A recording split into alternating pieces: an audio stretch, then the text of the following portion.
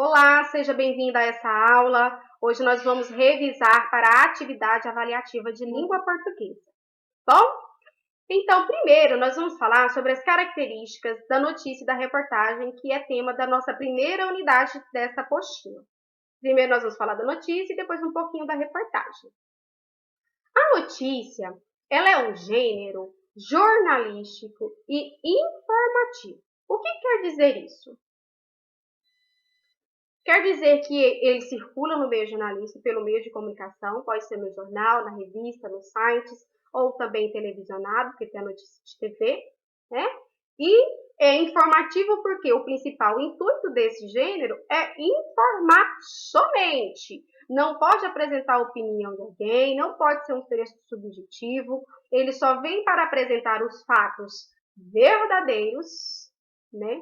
Se o fato é verdadeiro, claro, e recentes. Então, a notícia ela sempre vai empregar uma linguagem, principalmente ali no início do texto, no seu título, os verbos no presente para indicar que aquela notícia é algo fresquinho, que não é algo que passou muito tempo. É claro que uma notícia antiga você vai ver lá e vai achar estranho, nossa, verbo no presente numa notícia lá de 2015. Sim, porque a notícia ela sempre sai fresquinha, né? É um passado, mas é um passado muito próximo. É para dar a notícia em primeira mão para o seu público, leitor, então sempre vai haver verbos no presente, tá bom? No presente, tá bom? A linguagem é a linguagem formal, ela não é muito erudita, muito difícil de ser compreendida, mas ela também não pode apresentar vícios de linguagem, tá? Ela é objetiva, ou seja, um texto curto, breve, não fica embromando, e impessoal, ou seja, não pode ter seu posicionamento, seu ponto de vista dentro desse texto. Sempre é escrito em terceira pessoa, não tem uso de adjetivos, porque mesmo o repórter sendo contra ou a favor de determinado fato que ele está sendo noticiado, ele não pode se posicionar. Isso é a opinião do escritor, certo? Vamos falar um pouquinho sobre a estrutura dessa notícia? A estrutura da notícia sempre é apresentar o título, que deve ser curto e ao mesmo tempo chamativo, provocador, porque é ele que vai instigar o leitor a fazer a leitura da notícia toda, certo? O título. Subtítulo e linha fina, a maioria traz, mas não é uma regra. Tem uma exceção aqui do lado que eu coloquei para vocês.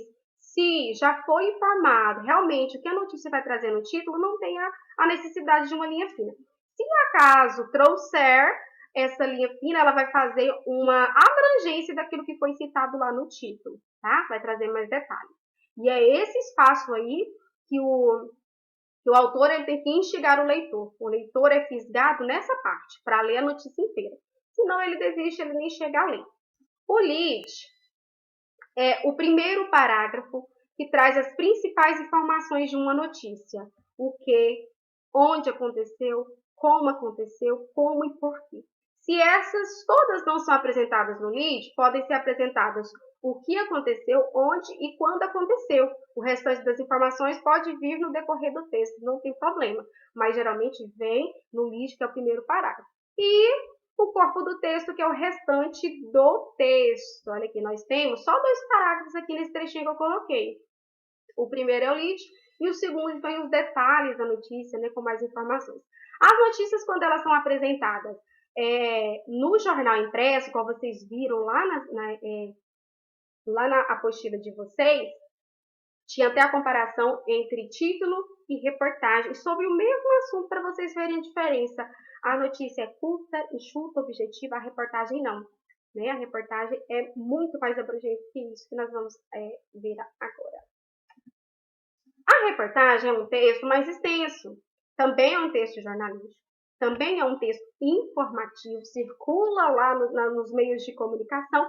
Só que a diferença essa reportagem, ela traz uma interpretação dos fatos. Olha a diferença. A notícia só traz fatos, a reportagem ela traz uma interpretação dos fatos. Será que isso aconteceu realmente? Foi assim? Então, o repórter vai a fundo, pesquisa, entrevista as pessoas, busca dados para citar, coloca foto, então é mais abrangente. Então, pode ter um teor até opinativo dentro dessa reportagem, porque se tiver uma entrevista, a pessoa vai colocar lá entre aspas, o parecer dessa pessoa entrevistada, tá? É um gênero. Deixa eu pegar meu papel. É um gênero de texto jornalístico, características diferentes da notícia, como eu já falei. Desloca-se ao local e aí observa entrevista as pessoas e tira fotografias. É um texto escrito pelo repórter e refere aquilo que ele viu, ouviu e sentiu. Portanto, pode aparecer até a opinião dele aí. Então, mesmo sendo um texto jornalístico, ele pode ter uma subjetividade, o ponto de vista do repórter. Tá vendo a diferença? Isso aí.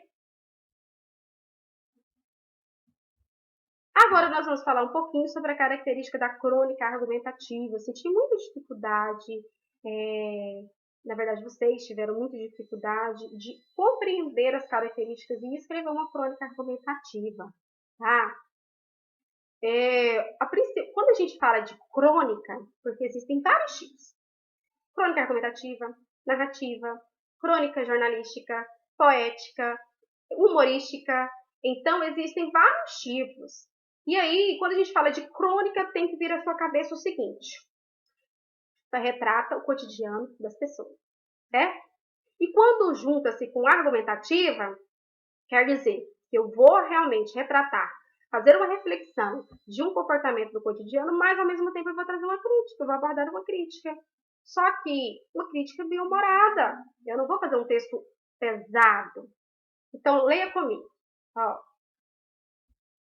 É um gênero textual cujo texto trata de assuntos do cotidiano, a partir de uma visão que vai além do simples ato de olhar e relatar. Então, você vai olhar, vai relatar, mas depois você vai trazer uma reflexão, uma abordagem crítica, um teor crítico sobre aquilo que você comentou. Pode ser sobre coisas simples. Se for no parquinho, viu uma criança brincando e essa criança era uma criança, por exemplo, deficiente, que estava em cadeira de rodas, e mesmo assim estava lá brincando, se divertindo com os pais. Olha que curioso, né? Porque a gente pensa assim, nossa, tá de cadeira, então, né, tem que viver triste, trancado dentro de casa. Não! Então, se você faz uma reflexão sobre esse pequeno incidente que você viu, que você presenciou, na verdade não é incidente, né? Na verdade é uma cena linda. E aí você traz uma crítica sobre isso, uma reflexão sobre isso, e bem-humorada, leve, despojada, tá bom? Você vai abordar a crítica bem-humorada da situação observada. Ela é muito utilizada pelos meios de comunicação, sobretudo em jornais e revistas. Quem escreve uma crônica é chamado de cronista. Geralmente os cronistas são pessoas que trabalham para um jornal e escrevem uma crônica para uma coluna sobre algum fato que está acontecendo ou algum, né? Na verdade, a crônica ela é para distrair o leitor, para entreter o leitor, essa é a palavra. Porque nós não estamos lendo uma crônica, quem lê uma crônica não lê para ficar sabendo das notícias, das informações recentes, ela lê para se divertir, para ter um olhar além do que ela costuma ter, assim como o autor teve na hora de escrever a crônica, tá? A crônica argumentativa funde aspectos da crônica e dos textos argumentativos e se aproxima do artigo de opinião, porque ela é pessoal, é o seu parecer. Ano que vem nós vamos estudar artigo de opinião também. Ela pode ser um gênero narrativo, dissertativo ou descritivo. Os cronistas, autores que escrevem as crônicas, expressam nesse tipo de texto um tema, a sua posição, ponto de vista ou juiz de valor sobre tal assunto. Essa é a característica da crônica, tá bom? Na próxima aula, eu volto com a revisão sobre coesão referencial e sobre ordem direta e indireta das orações, que é o conteúdo que vai cair na atividade avaliativa, tá bom? Um beijo, eu tô morrendo de saudade de vocês. Tchau, tchau.